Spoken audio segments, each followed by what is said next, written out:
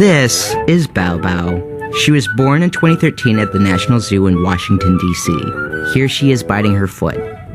Here she is in the snow.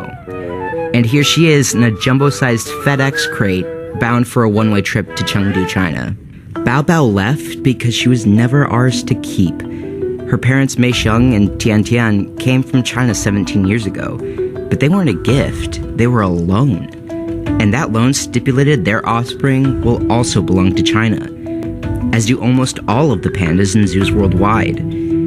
Pandas' natural habitat exists entirely within the borders of one country, and that means these animals are more than just mascots for China. They're also tools in China's global diplomatic strategy. What China figured out as it kind of became more of an international power in the second half of the 20th century was that this was something it could use to its advantage. Pandas have been part of Chinese foreign policy since at least the 1950s. Initially, it was just kind of given in the same way that, governments have usually given exotic animals to others. It gave pandas to its allies. Then after pandas officially became endangered, and that looked kind of tacky, they started giving pandas as loans. In return, the receiving zoos pay $1 million per panda each year in fees. And if a cub is born, zoos pay an extra cub tax of $400,000. The thing is that China doesn't give pandas to any country that can put up the money for a loan. It's much more selective than that.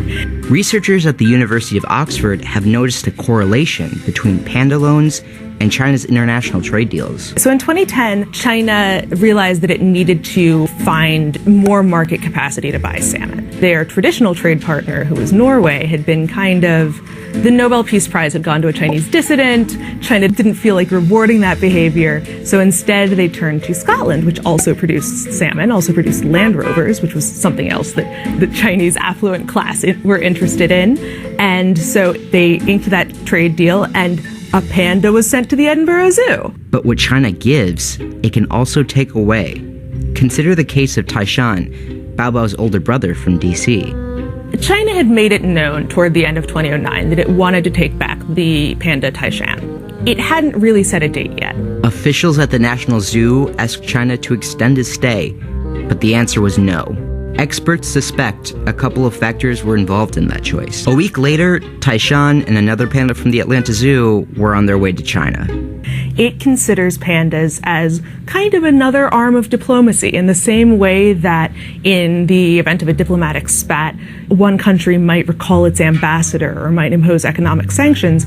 China sees, or certainly appears to see from the way that its agreements go, pandas as kind of a way to reinforce international relationships that it's building and that it wants to continue.